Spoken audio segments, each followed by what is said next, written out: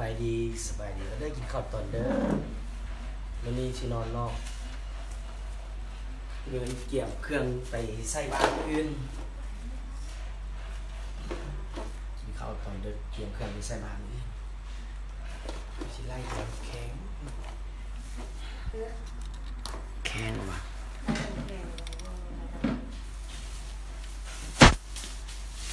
เออ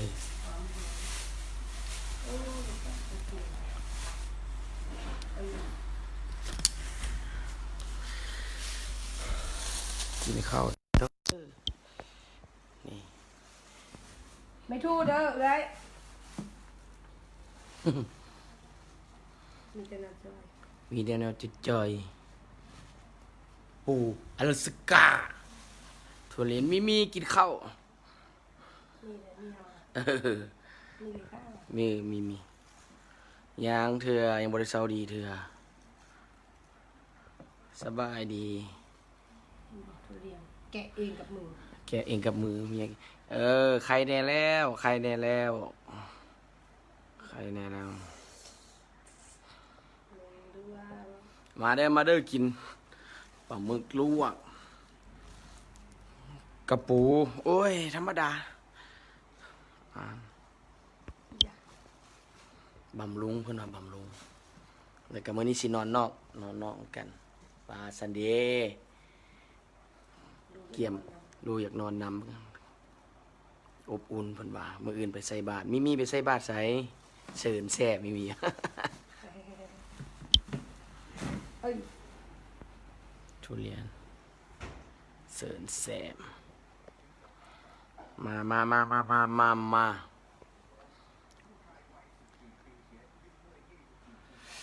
เบิ่งก็ได้อะเอาปลาหมึกก่อนจับปลาหมึกจุ่ม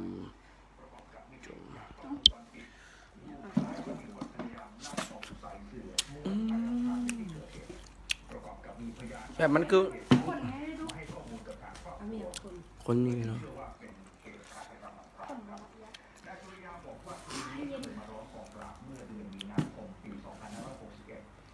ทุเรียน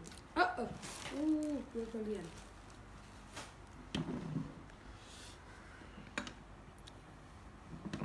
ฮะ นี่ทุเรียน มามันส้มๆน่ะ อาหารญี่ปุ่นเพิ่น บ่ได้ส้มขนาดนั้นกัน อาหารญี่ปุ่นมาเด้อวันนี้3พ่อแม่ลูก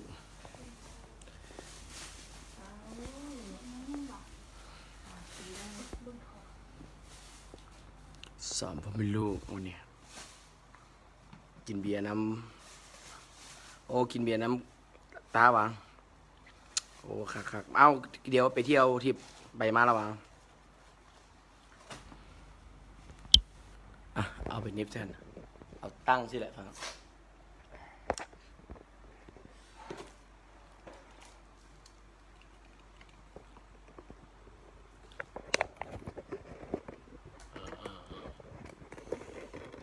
นอนหรือเปล่า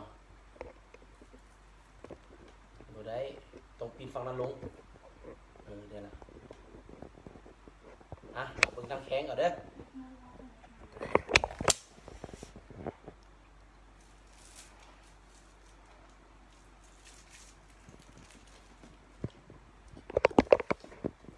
อุ้ยกล้องกับคุณรู้สาวคนมึงมากินข้าวได้ละ ขับบ่เบิ่งถอก่อนมันจะงง ไอ้ยะปลาหมึกมาเด้อให้ทิพย์มาทิพย์โอ้แก้มเบียร์ก็จะคัก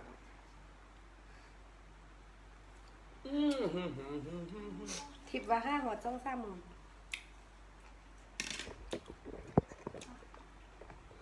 หอดไส้ทิพย์ไปเที่ยวไส้ทิพย์ปลาทิพย์ไปเที่ยวไส้ปลาทิพย์ เที่ยวเกาหลีดิบ่ เที่ยวเกาหลีปะ เที่ยวเกาหลีมาเริ่มเลยเอ้า บริเฟสบริเฟส ปู มีตัดหอยอยู่ใส่ ไม่รู้มีตัดไหม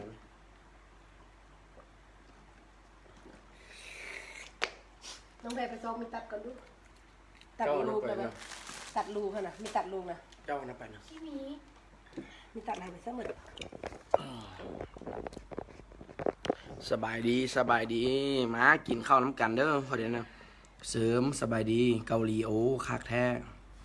บ่เหิน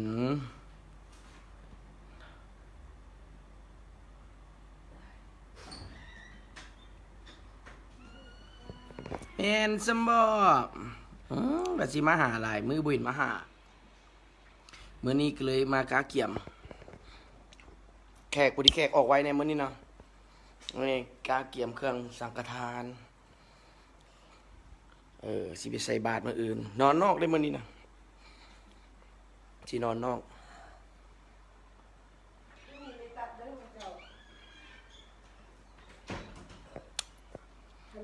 เรวันมาแม่นี่เกี่ยมเครื่องไปใส่บาตรมื้ออื่นกันเลย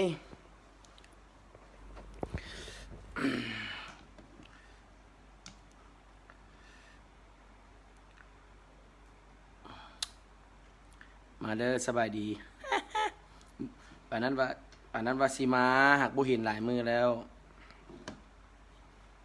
มากินปูน้ำกัน กินนี้เกาหลีครับ ปูใหญ่ปูใหญ่ มาแปลงเอา ปูใหญ่ปูใหญ่ปูใหญ่อ่ะเจเพิ่นสิเฮ็ดให้กินไอ้ายกินเบียร์ไอ้ายกินเบียร์นำไอ้บ่ได้กิน อยู่บ้านเนี่ยเอาเจเพิ่น ไม่ถูก เส้นเสร็จเลยขอบใจ เจวัน ยังบ่นอนว่ายังเกี่ยมเครื่องใส่บาตรมื้ออื่น ลูกเขาพากันกินข้าว ขอบใจน้องมีขอบใจน้องมีมื้ออื่นใส่บาตรเอาบุญเพื่อน้องเลยเอามีบ่ไปใส่บาตรมื้ออื่นน่ะ ประจำการได้ ประจำการเจ๊นางหอยนางอันก้อยหอม มังหอย อันก้อยหอมเพิ่นว่าเจ๊กินเพื่อแน่เพิ่นว่า โดยจัดไป ขอบใจกล้วยหอม นี่ กล้วยหอมเจอ อันใหญ่ เจ๊กินเพื่อเนี่ยฮะป้าดอกนะเพิ่นแกะกินก่อนเอากินก่อนแม่เจ้า ๆเนาะเอาลูกกับพวกกินก่อนเท่านั้น เอากินเลยไหมบึย ไอ้ใหญ่ บ่มีไฟฟ้าห้องการว่าซั่นโอเค เดี๋ยวสิครับโบนัสหลายๆ เอาเจ๊เพิ่นว่าสิให้โบนัสให้ มีเดี๋ยวสิครับอันโบนัสเอาอันค่าปูอลาสกาไปกินค่าหนึ่งอ้าวอันนี้ให้กิมันมีไหนเลย จะมูมีเสาไหนสวดสิเบิ่งนั่ง เบิ่งโลดอ้าวจำกระเด้อปูหนึ่งมาใหม่ๆสดๆบ่เปิดไฟดอก เลิกกันไหมเลิกกันแล้ว จำแล้วปุ๊บขึ้นมามัน พี่ด้วย พักนักมึงกินเส้นได้ไอ้กินปูแล้วตะก้าลาดครับหากก็เลิกจากห้าง ผู้ชายมีตัดบ่ไร แล้วก็เคี่ยมเครื่องที่ไปใส่บาตรมื้ออื่นแล้วก็สิไปปรุงคล้ายคาหมอเพิ่นเป่าให้สบายดีเธออยู่หน้าโอ้หากเห็นเธออยู่หน้าเขาเบิ่งสมไล่สดกี่น้อย เหมือนเธออยู่หน้าเบิ่งไล่สดนุ่มกี่น้อยยักเถื่อโอ้มื้อนี้เป็นมื้อดีแหละเอาคักแชร์ให้เด้อเธออยู่หน้าเถื่อสิมีคนเบิ่งหลายๆ ต่อไปก็ฝากผลงานทาง YouTube ไปเด้อเพราะว่าหนุ่มกี่น้อยสิเฮ็ดช่อง YouTube กี่น้อยพากินไปเที่ยวไปม่วนไปเป็นครอบครัว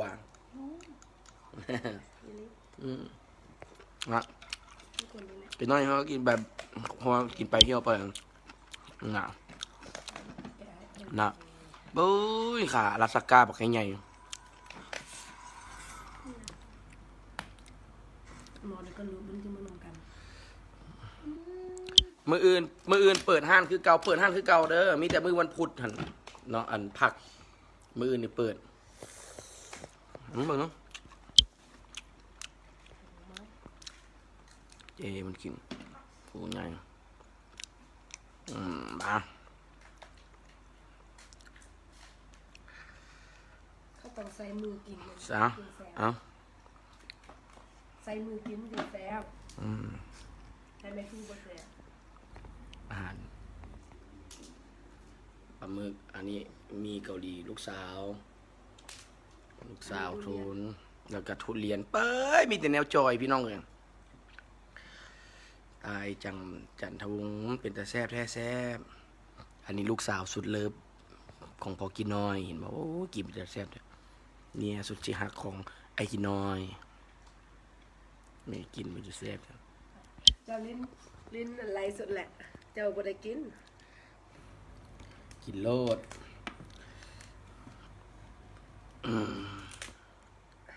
ว้าวต้องแกะแกะนะดาน ปลาลูกแกงไหนวะ มือปูได้หั่น มือปู มือปูกินปูอลาสก้าอันนี้ก็มือปูปูไม่ออก เอา ปูบ่ออกปูได้ซ้ำนี้ เด้อ30 ปลายคนอู้ยขอบมุกขอบใจคนเบิ่งกินข้าวตอนเด้อไล่สดตอนเด้อนี่คักเลยเนาะอ่ะจำแล้ว เที่ยวนำบ่ หิวน้ำลูกใหญ่เป็นสาวแล้วลูกใหญ่เป็นสาวแล้วเป็นพวกเราคนนั่นแหละเอามาเบิ่งเด้อเอา ซ่องบ่รู้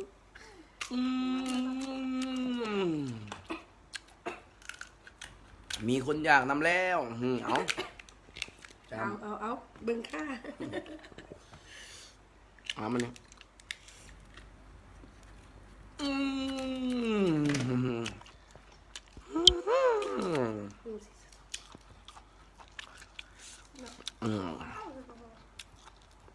ใครอยืเป็นลูกเขยเศร้าเจ็บแขนเราไอ้กินน้อยใครเนี่ยแล้วมันหักเครื่องอยู่เอาเจ้มันกินจำป๊อบเข้าปากบุ้ยเพิ่นมาเด้อพาจะกินน้ำเด้อครอบครัวหันษาแม่นแล้วขอบใจหลายๆเด้อแพนัดดาให้แพนัดดาพร้อมแชร์ให้แพนัดดาลูกสาว แซ่บมันน่ะ แชร์ให้แล้ว งูเขาเบิ่งตาย เฮ้ยตายเนี่ย ตายเข้า อะไรยัง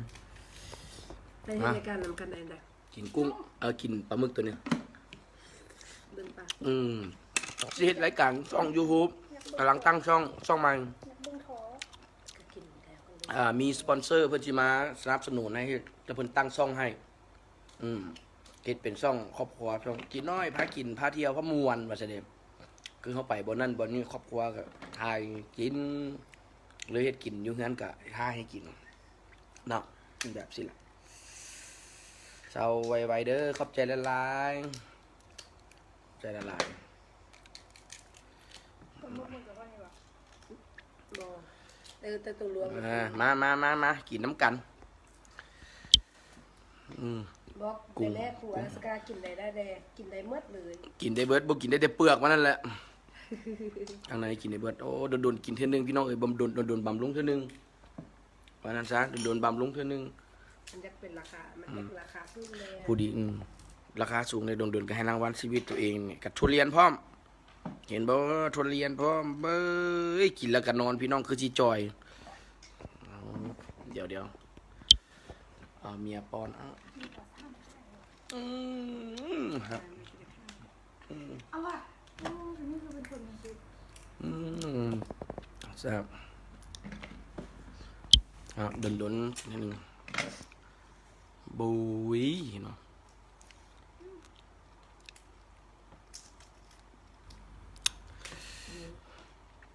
คือบำรุงเด็กแท้ มื้อนี้มื้อป้าพุ่นแกออกมาคักไว้พุ่นเพราะว่าหากก็เลิกจากห้านมา แล้วก็กินพร้อมกัน แล้วก็มื้ออื่นที่เกี่ยมเครื่องใส่ไปใส่บาตรมื้ออื่นนะกินแล้วก็นอนแล้วก็พากันจอยแล้วบัดนี้ มากินรถตัวนั้นนะเดี๋ยวดูเอาตัวนั้นไป ตัวไหนตัวนี้วะเอาไป มาโบมาบุกินกิน โอ้เมียพ่อครับเดี๋ยวอิสาเด้อความสุขนี่แหละมีเมียดีเขาก็มีความสุขพี่น้องเลย เบิ่งเนื้อปู เนาะนี่บัดมีเมียดีเมียหักน้องก็มีความสุขเมียกับผู้งาม หักพัวหักเมียก็ต้องมีความสุขมา ลูกสาวก็งามเนาะไอ้โอ้ยลูกสาวก็งาม งามได้ เมียก็ไอ้ก็งามขอบใจเผ็ดนั่นนี่จำละสารเนาะลูกสาวใหญ่แล้ว16 ปีเป็นสาวแล้วบ่มีแฟนบ่ให้มีแฟนเถอะบ่ให้ล้มไผ่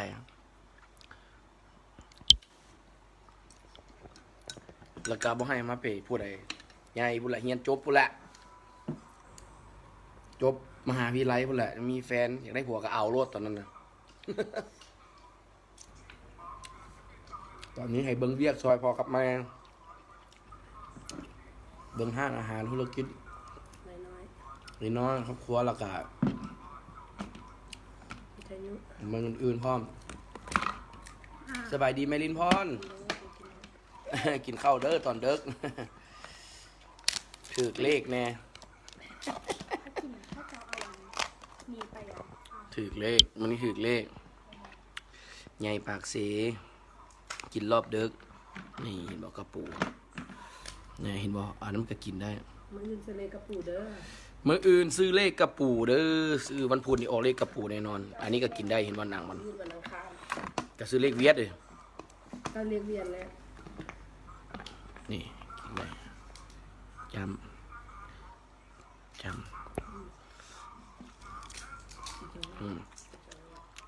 มากินข้าวอ๋อผู้ใดตื่นมาตอนดึกก็จะยากเนาะบัดนี้เนาะ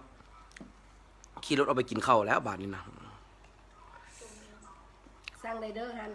กระปุกอลาสก้าฮันกินน้อยเอามาค่ายเด้อ กินบอกมาให้ไอ้กินน้อยแล้วเสียมาส่งเด้อเอาไปส่งที่เฮือนเด้อ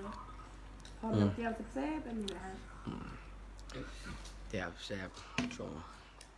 สุดๆใหม่ๆฮักประกันว่าสุดใหม่แน่นอนเด้อ ลูกสาวใหญ่แล้วไงละพ่อแม่ยังเป็นเบาสาวอยู่เนาะ บ่อยากเท่าเด้บ่อยากเท่าเด้มากินข้าวเด้อกินข้าวกินกระปูขายจานเท่าใดอินบอกมาเอาก่อนเดี๋ยว มันเป็นโลเด้อโลละ เป็น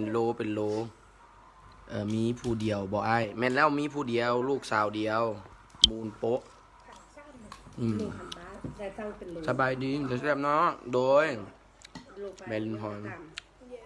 มาวันนี้ตาแซ่บเนาะเฮาก็หิวออกไปซอกกินข้าวตอนเด็กเลยบาดนี้น่ะเนาะ ไม่ต้องกินเยอะ เอาสำนี้ก่อนเด้อกินข้าวก่อนกินบ่ทันลูกแล้วนี่ลูกกินเบิด3 ขา4 ขาเลย ฟังแต่ไรสดกินบ่ทันลูกกับเมียแล้วลูกเมียกินเบิดก่อนแล้วเนาะไปซื้อมาแต่สายโอ้ย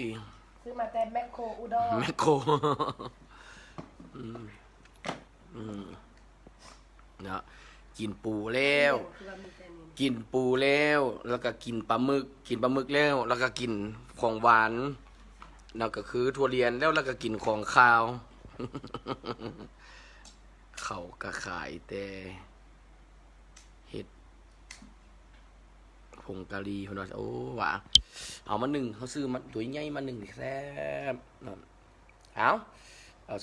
อาคำสุดท้ายนี้ก่อนจะจังไปเด้ออันนี้มันแก่แล้วให้คนหิวจู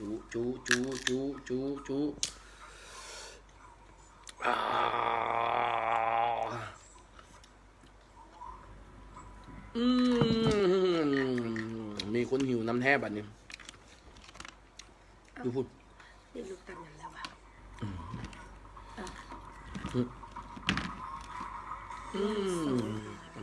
เดี๋ยว ครับ ไม่ได้ค่าหนึ่งจ้าค่ะ มีคนหิวนำแท้บัตรนี่ นะ อันนี้ค่าหนึ่งจ้าโอเคไหม สิเบิดละเนี่ยบ่กินบ่ทันเพิ่น ค่าหนึ่งเองดีนะ มีแม่นแล้ว พี่ใจจะบ้านบางแต่บ้านนักจ้าเจ้าเบอร์เบอร์ พอแล้ว เจ้าก็เลยกิน สิบ่ได้กิน เอาสามนี้ลูกสาวเพิ่นก็เบิ่งหนังเพิ่น ปานอยู่หงนั่น มื้อนี้นอนนี่แหละนอนนอกมื้อนี้เปิดแอร์นอนนอกมื้อนี้นะเกียมเครื่องไปใส่บาตรมื้ออื่น ค่าลูกประธานนี่คือบิดมือ ครอบ เด้อ ครัวน่าฮักโดยขอบใจหลายๆเด้อกินเป็นแต่แซ่บแท้โดย ไอ้ยะ เนี่ยหนูจะได้ขอทุกคน โอ้ 47,000 เอาซ้ำนี้เด้อบายกุดไนทุกคนเด้อ มายั่วน้ำลาย โยมลาละกุดไนฮักทุกคนขอบใจที่เป็นห่วงลุงกี้น้อย ยั่ว ขอบใจละลายดีใจแล้วก็มีกำลังใจทุกคนให้กำลังใจขอให้มื้ออื่น ทุกคนใส่บาตรแล้วก็เฮ็ดบุญกุศลได้บุญ ให้คุณพาคุณเจ้าคุ้มครองเมื่อทุกคนเด้อ